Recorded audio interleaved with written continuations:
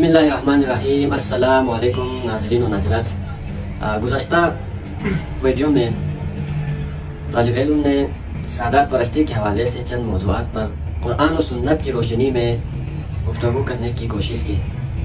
اور اس حوالے سے یہ بات یقینی ہے کہ جو نقطہ نظر میں نے بیان کیا ہے اس حوالے سے بہت سارے احباب کا اختلاف ہو، یہ یقینی بات ہے۔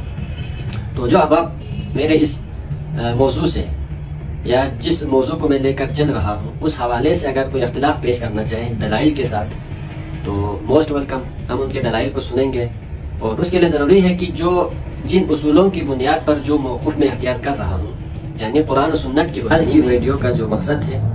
وہ شیخ حمدان علیہ الرحمن سے منسوب جو کتاب ہے سادات نامہ، اس کتاب کے حوالے سے اس کتاب کے اندر جو روایتیں جمع کی گئی ہیں اس کو قرآن و سنت کی روشنی میں اس کا تحقیقی اور تنقیدی جائزہ لینا مقصود ہے۔ اور میں نے پچھلے ویڈیو میں عرض کیا تھا کہ یہ جو نسل پرستی یا سادات پرستی ہے یہ ایک اخلاقی بیماری ہے، اور اس بیماری کا تذکرہ اب قرآن مجید کا اگر ہم مطالعہ کریں تو اللہ رب العزت نے بنی اسرائیل یعنی یہودیوں کے جو بڑی اخلاقی بیماریاں ہیں ان میں سے اسی نسل پرستی کو سب سے بڑی بیماری کے طور پر قرآن مجید کے اندر جا بجا بیان فرمایا، اور قرآن مجید کے اندر اللہ سبحانہ و تعالی اس برائی اور بیماری کی جو ہے نا وہ رد فرما رہے ہیں۔ اگر ہم قرآن مجید کا مطالعہ کریں اور ہمارا جو موقف ہے کہ جو آپ جن روایتوں کا سہارا لے رہے ہیں پہلے تو ان روایتوں کو محدثین کے اصول حدیث کے مطابق پرکھیں، اصول حدیث کے مطابق ان کی صحت کا تعین کریں، پھر متن کو قرآن مجید کے اوپر اور سنت الہی پر پرکھیں، پھر اس کے بعد ہم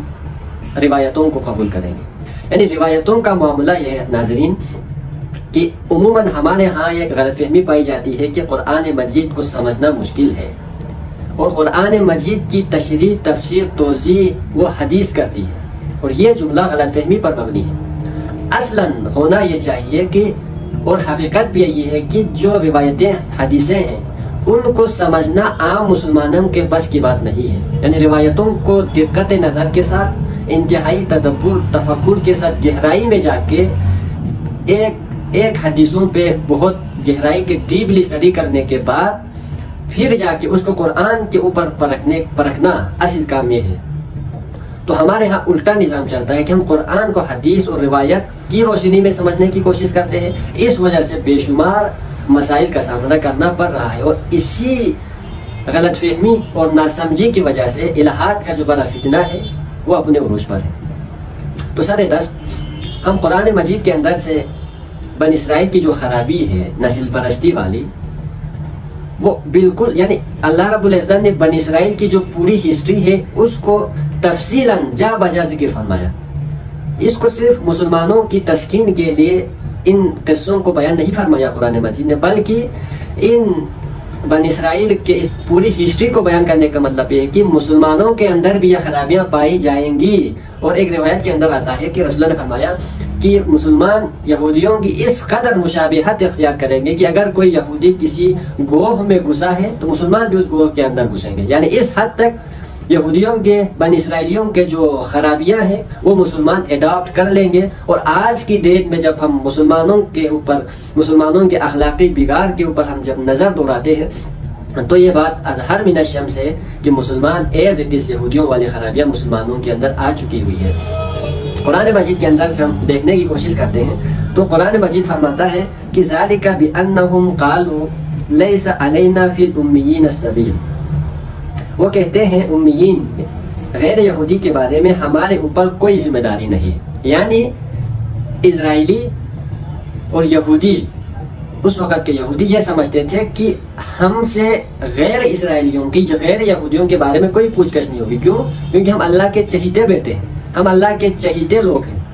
ہم پاک نسل سے ہیں، ہماری نسل انبیاء کی نسل سے، اس وجہ سے ہماری کوئی پوچھ گچھ نہیں ہوگی۔ اگر ہم بائبل کا مطالعہ کریں تو ان کی یہ خرابی ہے یہ بالکل واضح نظر آتی ہے، یعنی یہ جو ریسزم نسل پرستی ہے یہ یہودیوں کے ہاں سے مسلمانوں کے اندر در آئی ہے، پہلی بات۔ دوسری بات یہ کہ یہ جو ریسزم نسل پرستی ہے یہ برہمنزم سے یعنی ہندوؤں کے اندر سے برصغیر کے اندر ہندوؤں کے اندر سے گھس آئی ہے. یعنی آپ برہمنزم کا جو کنسپٹ ہے اس کو ہو بہو یہی سادات پرستی ہے. برہمنزم اور سادات پرستی میں کوئی فرق نہیں ہے. یعنی برہمنزم میں برہمنوں کو مسلمانوں کے اندر سیدوں کی پوسٹ پر پرجمان کیا گیا ہے. یعنی برہمن موجودہ سید ہیں اور جو غیر برہمن ہیں شودر ہیں وہ غیر سید ہیں باقی مسلمان ہیں. یعنی یہ جو بیماریاں برائیاں ہیں نسل پرستی ہے اس کے رسول اللہ نے جڑ کاٹ دیا تھا جن کی ہم نے پچھلے ویڈیو میں تفصیل گفتگو کی ہے. آج ہم یہ عرض کر رہے ہیں کہ یہ جو اخلاقی بیماری ہے یہ یہودیوں کا اور ہندوؤں کی بیماری ہے جو مسلمانوں کے اندر در آئی ہے. قرض اور سود کے احکام میں اسرائیلی اور غیر اسرائیلی کے درمیان صاف تفریق کرتی ہے. کتاب استثناء میں بائبل کے اندر موجود ہے اور تلمود میں بھی یہ بات لکھی گئی ہے اور یعنی تلمود میں لکھا ہوا ہے کہ اگر اسرائیلی کا بیل کسی غیر اسرائیلی کے بیل کو زخمی کر دے تو اس پر کوئی تاوان نہیں، مگر غیر اسرائیلی کا بیل اگر کسی اسرائیلی کے بیل کو زخمی کر دے تو اس پر تاوان ہے. اور آگے لکھتے ہیں کہ کسی شخص کو کسی جگہ کوئی گری پڑی چیز مل جائے تو اسے دیکھنا چاہیے کہ گرد و پیش آبادی کی کن لوگوں پر مشتمل ہے. اگر اسرائیلیوں کی ہو تو اسے اعلان کرنا چاہیے، غیر اسرائیلیوں کی ہو تو اسے بلا اعلان وہ چیز رکھ لینی چاہیے. یعنی کس قدر یہ جو بیماری ہے یہ یہودیوں کے اندر کس قدر رچ بس گئی ہے اور قرآن کے اندر اللہ نے اس اخلاقی بیماری کی جڑیں کاٹ رہا ہے. اس بیماری سے بچو اور یہ مسلمانوں کے در آئی ہے تو ہمیں بھی چاہیے کہ اس روحانی اخلاقی بیماری سے اپنے آپ کو بچائیں اور خود کو سیدوں کو اعلیٰ اور دوسرے غیر سیدوں کو مفضول کمتر سمجھنے کی یہ جو خرابی ہے اس کو ختم کریں، کیونکہ اس کو رسول اللہ صلی اللہ علیہ وآلہ وسلم نے ختم فرمایا. اسی حوالے سے ضمناً اب ہم نے قرآن کی اس آیت سے بات کی. قرآن کے اندر اسی آیت کے اندر سورہ آل عمران آیت نمبر 74 ہے. اسی میں آگے اللہ رب العزت ارشاد فرمائیں کہ بلا من اوفا بعہدہ واتقا فإن اللہ یحب المتقین. ہم نے پچھلے ویڈیو میں اصول تقوی اور علم کو قرار دیا تھا، تو یہاں پر بھی اللہ ارشاد فرما رہے ہیں کہ یہودیوں کی خرابی کے حوالے سے کہ تم لوگوں کے اندر جو خرابی پیدا ہوئی کہ تم لوگوں کو چھوٹ دیا جائے گا، غیر اسرائیلیوں کو سزا دی جائے گا، تم غیر اسرائیلیوں سے متعلق جو کرتا پھریں اس پہ کوئی سرجنی کوئی اس پہ تاوان نہیں ہوگا. تو اللہ فرما رہے ہیں کہ اللہ سب کی پکڑ کرے گا، اسرائیلی غیر اسرائیلی کی کوئی تمیز نہیں کرے گا، سعید غیر سعید کی کوئی تمیز نہیں کرے گا، اللہ سب کو پکڑے گا. ہاں جس نے وعدہ وفا کیا اور پرہیزگاری سے کام لیا تو فرماتے ہیں فإن اللہ یحب المتقین، تو بے شک اللہ صاحبان تقوی کو دوست رکھتا ہے. تو سامعین محترم جیسا کہ ہم نے دیکھا ان آیتوں کے اندر اللہ رب العزت کس قدر ہمارے لیے رہنمائی دے رہے ہیں اور ہم نے جو عقیدہ بنایا ہوا ہے نسل پرستی اور سادات پرستی کا کس قدر قرآن مجید اور سنت الہیہ کے خلاف ہے. اور اسی نسل پرستی کی وجہ سے یہودیوں کے ہاں اور عیسائیوں کے ہاں بھی بعد میں یہ مفروضہ قائم ہوا کہ ہم اللہ کے چنیدہ بندے ہیں، ہمیں کسی قسم کا عذاب نہیں دیا جائے گا، ہمیں ہمارے انبیاء ہاتھ پکڑ کے جنت میں لے جائیں گے. جس طرح اب بھی ہمارا یہ نظریہ ہے کہ جو سادات ہیں یا جو اہل بیت اور پنجدن پاک سے محبت کا فقط دعویٰ کرتے ہیں، ان کی تعلیمات کو فالو نہیں کرتے ہیں، تعلیمات کی پیروی نہیں کرتے، صرف دعویٰ کرتے ہیں، ماتم کرتے ہیں، سینہ زنی کرتے ہیں، روتے پیٹتے ہیں، علی علی کا نعرہ لگاتے ہیں تو ہماری نجات ہو جائے گی. اور اس طرح کی عقائد کو پروان چڑھانے کے لیے ہم روایتوں کا سہارا لیتے ہیں اور روایتوں کی بھی صحت کا خیال رکھے بغیر، روایتوں کو قرآن مجید کے مطابق پرکھے بغیر ہم اس طرح کی چیزوں کو پروموٹ کرتے ہیں. تو یہودیوں اور نصارہ کے حوالے سے قرآن نے سورۃ المائدہ آیت نمبر 18 میں ارشاد فرمایا قالت الیہود والنصارى نحن ابناء اللہ واحباؤہ. یہود و نصارہ نے کہا کہ ہم اللہ کے بیٹے اور اس کے عزیز ہیں. یہ ان کی اسی نسل پرستی کا شاخسانہ ہے کہ وہ اپنے آپ کو اللہ کا عزیز سمجھتے تھے. تو اللہ نے آگے اللہ ارشاد فرما رہے ہیں کہ قل فلما يعذبكم بذنوبكم، پھر اللہ تم پر تمہارے گناہوں کے سبب عذاب کیوں کرتا ہے. یعنی اللہ نے بنی اسرائیلیوں کی اس خرابی پر کراس کوشچن کیا، جوابی سوال ان پہ ڈال دیا کہ اللہ تم اللہ کے اتنا چنیدہ اور چہیتے لوگ ہیں تو اللہ نے دنیا میں بھی تم پر عذاب مسلط کیا اور آخرت میں بھی تم پر عذاب مسلط کرے گا. آگے فرمایا بل انتم بشر ممن خلق، بلکہ تم بھی اس کی مخلوقات میں سے بشر ہو، یعنی تم بھی اللہ کا مخلوق ہے، بشر ہے، اور غیر اسرائیلی بھی، غیر سادات بھی، وہ بھی بشر ہے، مخلوق ہے، تم میں اور ان میں کوئی فرق نہیں ہے۔ یغفر لمن یشاء ویعذب من یشاء، اور اللہ جسے چاہے معاف فرما دیتا ہے اور اللہ جسے چاہے سزا دیتا ہے۔ تو سامعین محترم، یہ قرآن مجید سے ہم نے بنی اسرائیلیوں کی خرابی کا کمپیئر کیا آج کے موجودہ مسلمانوں کے حوالے سے، تو ادھر سے ہمیں صاف پتہ چلتا ہے کہ یہ جو خرابی ہے یہ بہت بڑی خرابی ہے۔ سامعین محترم، اسی ضمن میں ہم نے بات کی تھی کہ یہاں پہ ایک نظریہ یہ بھی پایا جاتا ہے کہ جو سید زادی ہیں، سیدہ ہیں، ان کا غیر سیدوں کے ساتھ کچھ لوگ نکاح کرنا حرام سمجھتے ہیں۔ اس کی تھوڑی بہت بےخونی ہم نے پچھلے ویڈیو میں کر دی تھی، اور آج فقط اتنا ان کے لیے عرض ہے کہ اگر یہ اتنا ہی بڑا مسئلہ ہوتا یا حرام اور حرام سے ریلیٹڈ تو اس کو قرآن مجید کے اندر موجود ہونی چاہیے تھی، اور قرآن مجید کے اندر اس قسم کی کوئی تخصیص موجود سرے سے ہے ہی نہیں ہے۔ اگر ہم سیرت سرکار کا مطالعہ کریں تو رسول اللہ صلی اللہ علیہ وسلم سے بہتر، ان سے اعلیٰ و افضل کون ہو سکتا ہے؟ خاتم النبیین و خاتم المعصومین، ہماری جانیں ان پر قربان۔ انہوں نے اپنی 2 بیٹیوں کا نکاح حضرت عثمان غنی سے کر دیا، یعنی ایک اموی شخص سے رسول اللہ نے اپنی 2 بیٹیوں کو ان کے عقد میں دے دیا۔ اب اس سے بڑی مثال اور کیا ہو سکتی ہے ہماری، اور نمونہ کیا ہو سکتی ہے؟ آپ نے خود سے، یہ بنی صغیر کے مسلمانوں کی غریب یہ بات ہے کہ آپ سید کا نکاح، سیدہ کا نکاح غیر سید سے نہیں کر سکتے، اور یہ کوئی روحانی یا مذہبی کوئی مسئلہ نہیں تھا، یہ صرف اور صرف اپنے جائیدادوں کو اپنے گھر تک محدود رکھنے کی ایک پلاننگ تھی، جسے بعد میں مذہب کا لبادہ اور مذہبی سند دے کر اس کو بند کرنے کی کوشش کی گئی۔ تو اس کے نقصانات، سائیڈ ایفیکٹس اور دوسرے جو اسی سے ریلیٹڈ چیزیں ہیں اس پہ ہم بعد میں بات کریں گے۔ اور اسی سے ریلیٹڈ امام جعفر صادق علیہ السلام سے بھی کسی شخص نے سوال کیا کہ آپ نے امام جعفر صادق نے اپنی بیٹی کا نکاح ایک اموی شخص کو سے کر دی تھی، تو اس پہ کسی نے سوال کیا کہ آپ نے اپنی بیٹی کا نکاح جو ہے وہ امویوں میں کیوں کی ہے؟ اس پہ امام جعفر صادق نے یہی مثال دی کہ رسول اللہ نے دی۔ تو آج کا جو اس ویڈیو کا مقصد ہے تو وہ یہ چھوٹی سی کتابچہ ہے سادات نامہ، تو ہم نے اس کی حدیثوں کے حوالے سے مختصراً بات پچھلے ویڈیو میں کر دی تھی، اور آج اس میں موجود جو روایتیں ہیں اس پر میں نے تھوڑا بہت تحقیق کیا ہے اپنی طرف سے، اور اس کو قرآن و سنت پر پیش کرنے کی کوشش کی ہے۔ تو آج مزید اس کتابچے کے اندر جو روایات موجود تھے اس حوالے سے معلومات آپ تک پہنچانا مقصود ہے۔ تو اگر ہم اوورآل اس کتابچے کی بات کریں تو اس میں 40 روایتیں درج ہیں۔ اس 40 روایتوں میں سے بھی میں نے چند کیٹیگری بنائی ہے۔ تو جب میں نے اس پورے 40 روایتوں کا مطالعہ کیا تو کئی ایسی حدیثیں ہیں جن کا اس موضوع سے، سادات نامے سے یا نسل پرستی کو فروغ دینے والی اس موضوع سے کوئی تعلق نہیں ہے۔ ان میں سے آخری جو 2 روایتیں ہیں وہ سرے سے ہی اس موضوع سے لنک ہی نہیں کرتے، ریلیٹڈ ہے ہی نہیں ہے۔ باقی جو 18، اس میں سے 18 روایتیں ایسی ہیں جو میں بالکل ذمہ داری کے ساتھ کہہ سکتا ہوں کہ یہ من گھڑت اور موضوع حدیثیں ہیں، جو نہ علم و عقل کے مسلمات پر اترتے، نہ قرآن و سنت اس کی، بلکہ ان سے سنگین نتائج برآمد ہوتے ہیں۔ تو وہ 18 ایسی حدیثیں ہیں جو فیبریکیٹڈ ہیں، موضوع اور من گھڑت ہیں، اور اس میں سے اب 2 حدیثیں آؤٹ آف سلیبس ہو گیا، اور ٹوٹل اس میں سے صرف 4 ایسی روایتیں ہیں۔ وہ 4 حدیث نمبر 3، 13، 16 اور 37، یہ ایسی 4 روایتیں ہیں جو پنجتن پاک کی فضیلت سے ریلیٹڈ ہیں، اور ان 4 حدیثوں کی جو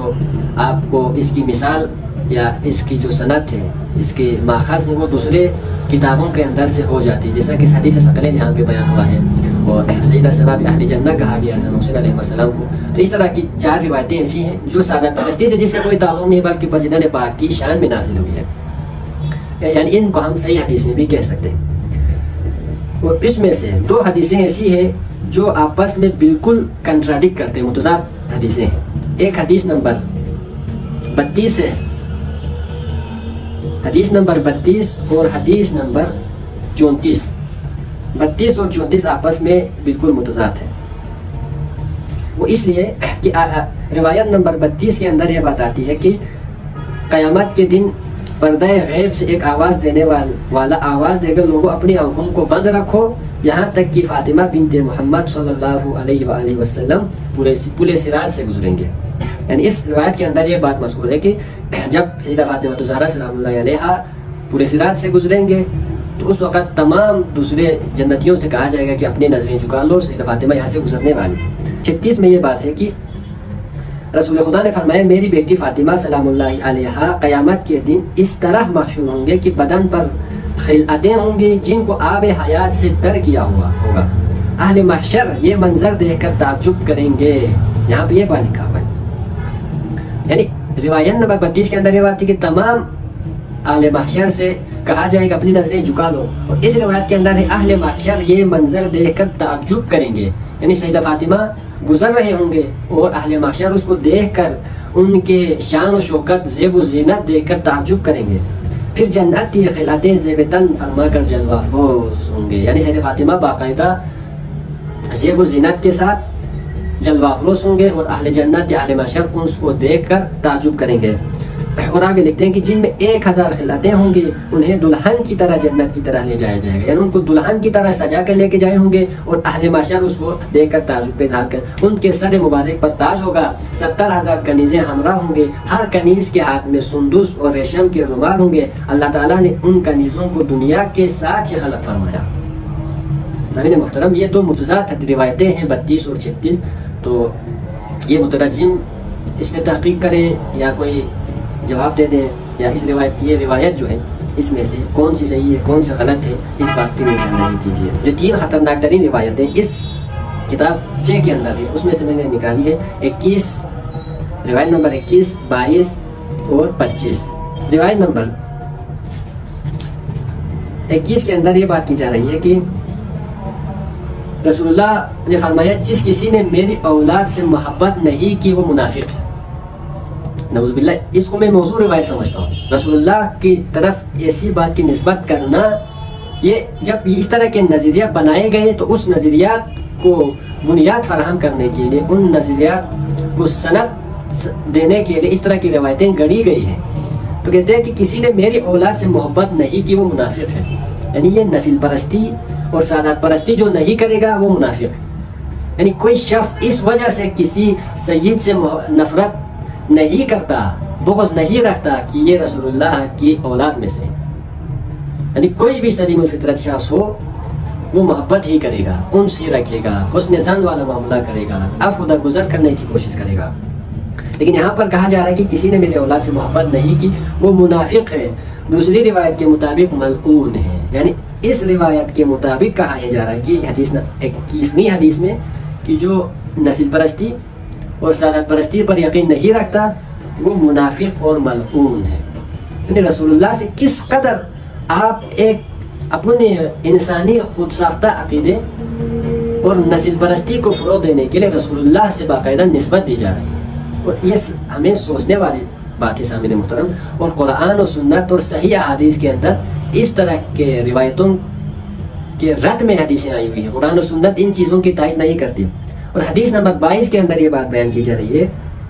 کہ لا یبغض اولادی الا ولد الزنا، یعنی آپ کس قدر رسول اللہ سے جھوٹ منسوب کر رہے ہیں اور بلا تحقیق نشر و اشاعت کر رہے ہیں کہ رسول اللہ نے فرمایا نعوذ باللہ من ذالک میری اولاد سے وہ شخص بغض رکھے گا جو حرامزادہ ہوگا۔ یعنی آج کے دور میں ہم جیسے بد اخلاق، بد زبان، گالم گلوچ والے لوگ ہیں، ہم جو زبان اختیار کرتے ہیں رسول اللہ کی نسبت کر کے رسول اللہ سے کے منہ سے بھی وہ بات نکالی جا رہی ہے۔ یعنی کس قدر ایک تو اس طرح کی حدیثیں گڑھنا اور حضور سے منسوب کرنا کس قدر بڑا جرم ہے۔ یعنی جو اولاد رسول سے بغض رکھے گا وہ حرامزادہ ہوگا۔ یعنی اب ان سادات پرستوں کے نزدیک ان کے مطابق یہ ہے کہ جو نسل پرستی اور سادات پرستی پر یقین نہیں رکھتا یا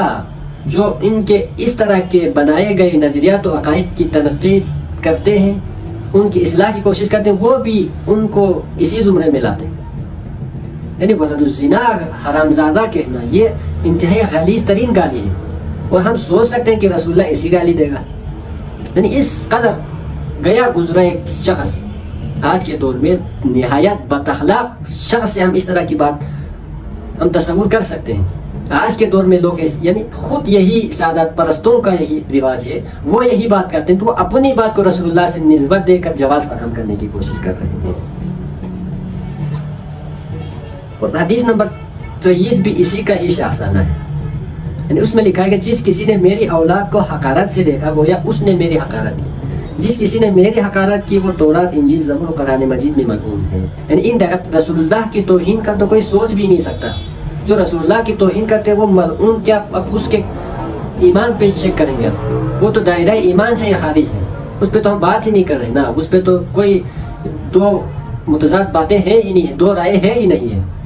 آپ اس کو لنک کر کے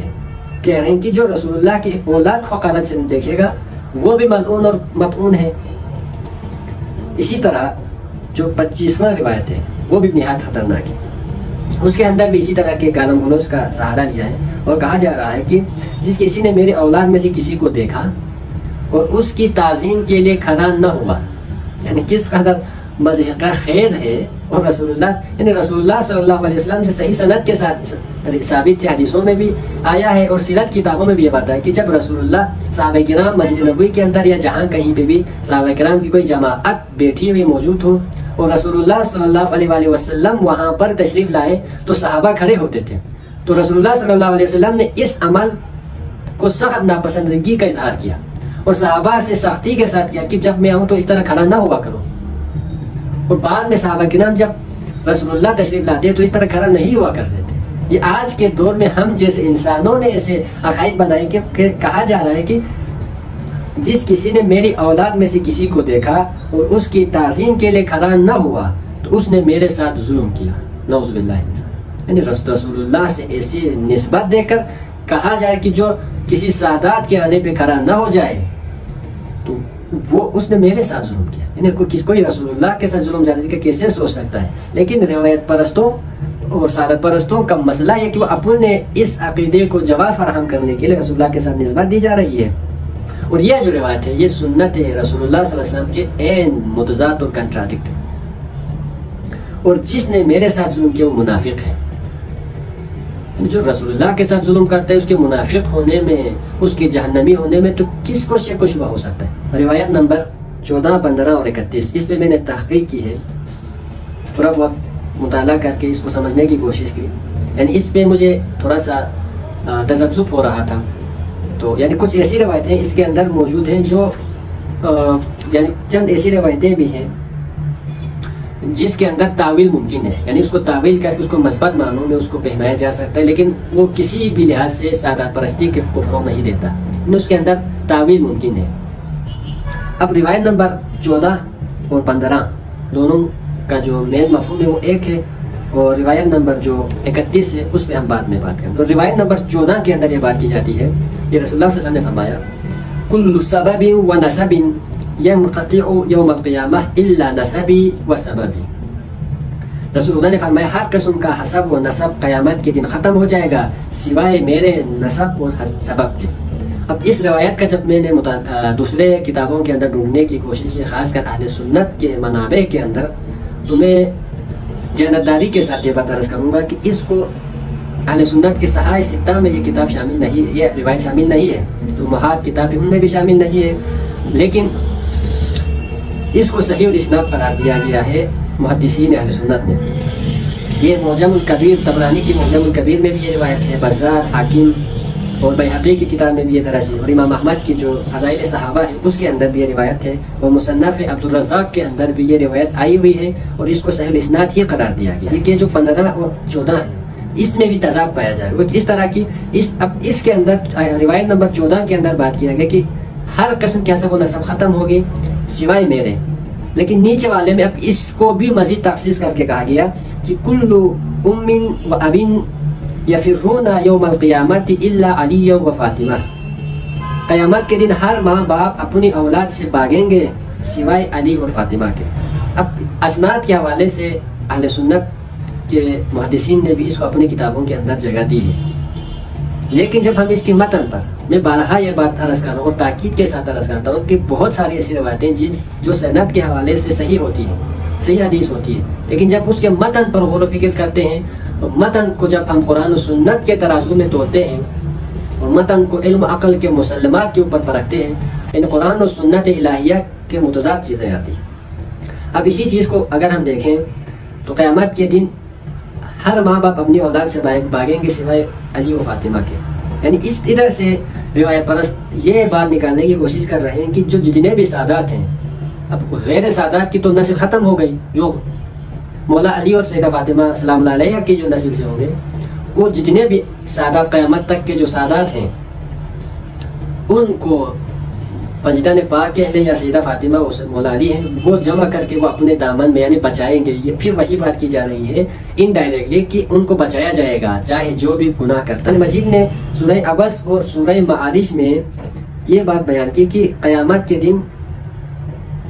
کسی قسم کی کوئی تخصیص یعنی ہر نسل ختم ہو جائے گی، اس میں کسی نسل کو یعنی سیدوں کی تخصیص کی بات نہیں، یعنی یہ جو روایت ہے یہ خوب ہو قرآن میں ذکر ہے، لیکن اس روایت میں تخصیص کی گئی ہے، قرآن میں کوئی تخصیص نہیں کی گئی۔ سورہ عبس میں فرماتے ہیں کہ یوم یفر المرء من اخیہ، اس روز آدمی اپنے بھائی و امہ و ابیہ اور اپنی ماں اور باپ و صاحبتہ و بنیہ اور اپنی بیوی اور اپنی اولاد سے بھاگے گا۔ لِكُلِّ امْرِئٍ مِّنْهُمْ يَوْمَئِذٍ شَأْنٌ یغنیہ، ان میں سے ہر شخص پر اس دن ایسا وقت آ پڑے گا کہ اسے اپنے سوا کسی کی ہوش نہیں ہوگا۔ یعنی ان آیات کے اندر کیٹیگوریکلی یہ بات کی جا رہی ہے کہ ہر کوئی بھاگے گا۔ یہاں پہ اگر تخصیص کرنا ہوتی تو اللہ رب العزت یہاں پہ تخصیص کرتے اور فرماتے کہ الا علی و فاطمہ یا الا نسبی و سببی، جس طرح رسول اللہ سے نسبت کی گئی ہے اس طرح تخصیص قرآن کے اندر آتی، تو قرآن کے اندر ایسی کسی قسم کی کوئی تخصیص نہیں کی گئی۔ اور ایک روایت جو ہے ضعیف ہے، یعنی یہ حسب اور نسب برقرار رہیں گے، یعنی اب ہم اس کی تعویل یا تطبیق کریں، جمع کرنے کی کوشش کریں۔ رسول اللہ کی ایک دوسری بات ہے کل تقی عالم، جو جتنے بھی متقی شخص ہیں وہ میرے آل میں سے، یعنی یہاں پر حسب نسب سے مراد ہم تمام یعنی جتنے بھی متقی صلحاء ہیں ان کو ہم رسول یعنی رسول اللہ کی جتنے بھی آل ہوں گے اس سے مراد خونی یا نطفی جو نسبی نہیں ہوں گے، بلکہ متقی لوگ رسول اللہ کے آل، جس طرح رسول اللہ نے حضرت سلمان فارسی رضی اللہ عنہ کو آل فرمایا، اسی طرح تمام متقی رسول اللہ کے آل میں سے۔ تو قیامت کے دن رسول اللہ کے جھنڈے تلے یہی متقی، یہی صلحاء، یہی شہداء، یہی صدیقین رسول اللہ کے ساتھ ہوں گے۔ اگر ہم اس کو انبیاء کے اس پہ قرآن کے ہی نقطہ نظر سے دیکھیں تو اس کے اندر کیا خرابی ہے؟ یعنی قرآن اور اللہ کا قانون یہ اس کے بالکل برعکس ہے۔ اللہ فرماتے ہیں کہ میں کسی نسل کی وجہ سے کوئی تفریق نہیں کروں گا، کوئی تخصیص نہیں کروں گا، کوئی سفارش، کوئی شفاعت نہیں کروں گا۔ یعنی قرآن کے اندر ہمیں ملتا ہے جس طرح حضرت لوط علیہ السلام کی بیوی کو مارا گیا، وہ حضرت نوح علیہ السلام کے نبی ہونے کی وجہ سے بچ نہیں گئی بلکہ اللہ کے عذاب و عطاب کا شکار ہو گئی۔ جس طرح حضرت موسیٰ علیہ السلام کا بیٹا سمندر کے اندر غرق ہو گیا، اس نے ایک نبی پر ایمان نہیں لایا، عمل صالح نہیں کیا، جس نجات کا دار و مدار تقوی اور عمل صالح اور ایمان پر ہے، اس کے مطابق نہیں چلا، اپنی منمانی کی، حضرت نوح کے نسبت کی وجہ سے وہ بچ نہیں گیا۔ ایک اور آیت کے اندر فرمایا کہ الاخلاء یومئذ بعضهم لبعض عدو الا المؤمنون کے دن آئے گا تو متقین کو چھوڑ کر باقی سب دوست ایک دوسرے کے دشمن ہو جائیں گے۔ اب اس آیت کے اندر یہ بات تخصیص کی گئی ہے، تو اس طرح تخصیص کی گئی کہ متقین ایک طرف متقین ہوں گے، ایک طرف نافرمان ہوں گے، بس اس کے علاوہ کسی قسم کے رنگ و نسل ذات پات کی نفی کی گئی ہے۔ تو جب ہم قرآن مجید کے اس طرح کے اس کے علاوہ بے شمار ایسی آیتیں ہیں جن کا ہم جب مطالعہ کرتے ہیں تو اس طرح کے روایتوں کی ٹوٹلی نفی کر رہی ہوتی ہے۔ حضرت عمر رضی اللہ تعالی عنہ نے اسی حدیث کو بنیاد بنا کر انہوں نے حضرت ام کلثوم سلام اللہ علیہ کا رشتہ مانگا حضرت علی سے، اس حدیث کو ذہن میں رکھتے ہوئے کہ قیامت کے دن چونکہ اب میرا بھی رشتہ اولاد نبی میں کے ساتھ جڑ جائے، اس وجہ سے حضرت عمر نے حضرت علی سے ام کلثوم کا رشتہ مانگا۔ اور سیرت کی بہت ساری کتب کے اندر یہ بات درج ہے کہ ام کلثوم کا نکاح مولا علی نے عمر سے کر دیا تھا۔ تو یہاں سے یہ بات بھی سمجھ آ جاتی ہے کہ مولا علی نے بھی اپنی بیٹی کو ایک غیر سید کے نکاح میں دے دیا۔ کان یوم القیامت لم یزل قدم عبد حتی یسأل، یعنی قیامت کے دن کوئی بھی بندہ اپنا قدم تب تک نہیں اٹھائے گا جب تک اس سے ان 4 باتوں کے بارے میں سوال نہ ہوگا۔ ان اربعۃ، ان میں سے پہلی چیز کیا ہے؟ یعنی قیامت کے روز 4 چیزوں کے بارے میں سوال ہو جائے گی، پھر باقی حساب کتاب ہوگا، یعنی پھر اس کے بعد باقی چیزیں دیکھا جائے گا۔ تو اس کے اندر 4 چیزوں میں سے صاحب کتاب نے وہ 4 چیزیں یہ لکھی ہے کہ پہلے نمبر پہ ان عمرہ فیما افناہ، تم نے پہلی چیز یہ کہ تم نے دنیا میں زندگی کس کام میں گزاری، اس حوالے سے، یعنی عمر کے حوالے سے کہ تم نے تمہاری پوری زندگی کہاں گزاری، اس حوالے سے۔ دوسری چیز وَأَن شِبَابِهِ فِيمَا أَبْلَاهُ، تم نے جوانی کس کام کے لیے پوشیدہ کیا۔ اور تیسری چیز وَأَن مَالِهِ مِنْ أَيْنَ كَسَبَهُ وَفِيمَا أَنفَقَهُ، تم نے کس طرح کسب کیا اور کہاں خرچ کیا۔ اور چوتھی چیز وَأَن حُبِّ أَهْلِ بَيْتِ، اور چوتھا سوال یہ کیا جائے گا کہ اہل بیت سے محبت رکھی یا نہیں۔ تو جب میں نے اس حدیث کو پڑھا، جب پہلی دفعہ میرے حدیث سامنے سے گزر گئی تو میں یہ سوچ میں پڑ گیا کہ یعنی میرے ذہن میں یہ چیز تھی کہ دوسرے روایتوں کے اندر، صحیح روایتوں کے اندر یہ بات بہت دفعہ سنی گئی تھی، یعنی پہلی جو 3 چیزیں ہیں وہ کس قدر آپس میں مماثلت رکھتا ہے، اور چوتھی چیز کو دیکھ کر بندہ ایک دم سے جو مصاحب مطالعہ کوئی بھی شخص اس سے آئے گا کہ اس چوتھی چیز کو یہاں پہ لانچ کیا گیا ہے، اضافہ کیا گیا ہے۔ جب ہم اسی حدیث کو دوسرے روایتوں کے اندر ہم پرکھتے ہیں، دیکھتے ہیں، تو یہ جو حدیث ہے سنن ترمذی کے اندر حدیث نمبر 2416 اور 2417، اس میں 2417 حدیث ہے، اس کے اندر ہو بہو یہی حدیث، صرف چوتھے پوائنٹ کے علاوہ بالکل یہی حدیث بیان ہوا ہے، اور اس کو محدثین نے حسن صحیح کا درجہ دیا ہے۔ اس میں بھی یہی 4 چیزیں بیان کیا گیا ہے، یہی 4 چیزیں، یعنی 3 چیزیں سیم اس یہی ہے، اور چوتھی چیز یعنی اصل روایت کے اندر ہم جب نظر دوڑاتے اس میں چوتھی چیز کوئی اور تھی، بعد میں اس کو ہٹا کر اس کی جگہ یہ پوائنٹ لایا گیا۔ اور حدیث نمبر 2416 کے اندر 5 چیزیں، 5 چیزوں کا تذکرہ ہے کہ 5 چیزوں کے حوالے سے پوچھ گچھ ہوگی، 5 سوالات کیے جائیں گے جن کے بارے میں پوچھا جائے گا، پھر آگے حساب کتاب ہوگا۔ ان 5 چیزوں میں سے بھی یہ جو چوتھا پوائنٹ اہل بیت سے محبت رکھی یا نہیں، یہ بات نہیں ہے، بلکہ ایک اور چیز ہے۔ جب ہم اسی حدیث کو سنن ترمذی کے اندر دیکھتے ہیں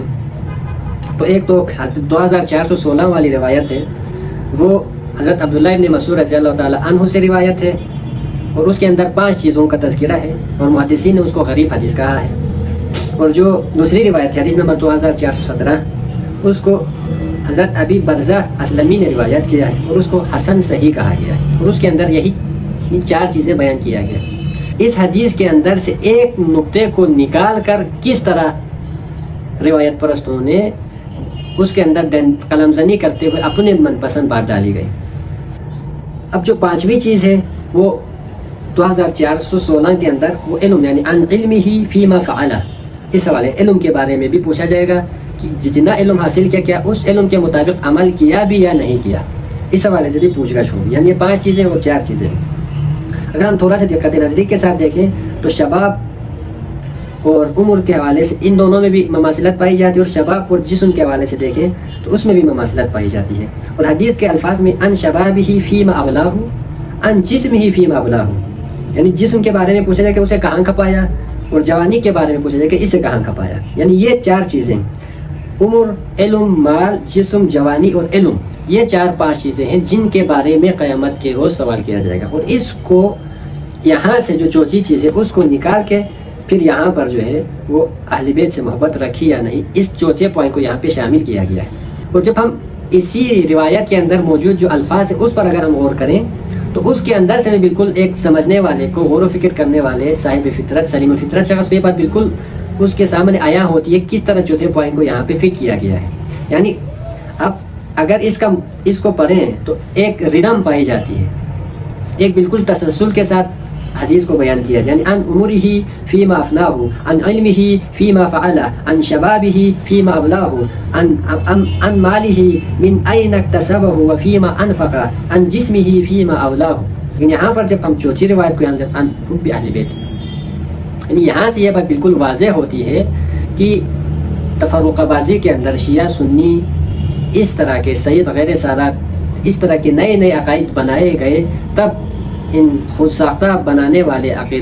عقائد پرستوں نے، روایت پرستوں نے اپنی طرف سے اس بات کو یہاں پہ شامل کیا گیا۔ اور یہ بات آپ کو بتاتا چلوں کہ اہل بیت علیہ السلام سے کوئی بھی شخص، کوئی بھی مسلمان ائمہ اہل بیت سے یا اہل بیت سے بجدن پاک سے بغض نفرت نہیں رکھتا، اور جو بغض نفرت رکھتا ہے تو ان کے بارے میں کوئی تو یہ دو رائے ہی نہیں ہے. وہ کیسا مسلمان ہے جو رسول اللہ صلی اللہ علیہ وسلم کی آل و اولاد سے بغض و نفرت رکھے؟ ہم سوچ بھی نہیں سکتے، وہ ہمیں گمان بھی نہیں کر سکتے کہ ان ہستیوں سے کوئی نفرت اور بغض بھی رکھے گا. اب اہل بیت قرآن کی نظر میں اگر ہم اہل بیت کا مطالعہ کریں، اہل بیت قرآن کن کو اہل بیت کہتا ہے؟ تو یہ بات بالکل واضح ہے. سورہ احزاب آیت نمبر 33 کے اندر سیاق و سباق بالکل دو ٹوک واضح کر رہی ہے، اور قرآن کے دوسری آیات بھی اس کی شاہد اور گواہ ہیں کہ اہل بیت سے مقدم طور پر اہل بیت سے مراد ازواج النبی ہے. لیکن یہاں پر یعنی جو لوگ اہل بیت کے اور غیر اہل بیت کے بغض و نفرت، اس کو فرقہ پرستی میں تفریق کرتے ہیں، وہ ازواج النبی کو اہل بیت سمجھتا ہی نہیں ہے. یعنی قرآن جن کو اہل بیت کہہ رہے ہیں آپ ان کو اہل بیت ہی نہیں سمجھ رہے. یعنی آپ کے اہل بیت میں اور قرآن کے اہل بیت میں فرق ہے، تضاد ہے. تو قرآن مجید کے اہل بیت کے اندر ازواج النبی آتا ہے، اور جو آپ کی اس بات کو اگر صحیح مان لیا جائے تو آپ اپنا محاسبہ نفس ذرا کیجئے کہ میں بھی، ہم بھی، جو شخص سیدہ عائشہ سے رضی اللہ عنہا سے بغض اور نفرت رکھے، ان سے لعن طعن کرے، پھر ان کا کیا معاملہ بنتا ہے پھر؟ یعنی پوری کی پوری آپ کی جو ڈاکٹرائن ہے وہ یہیں پہ ختم ہوتی ہے.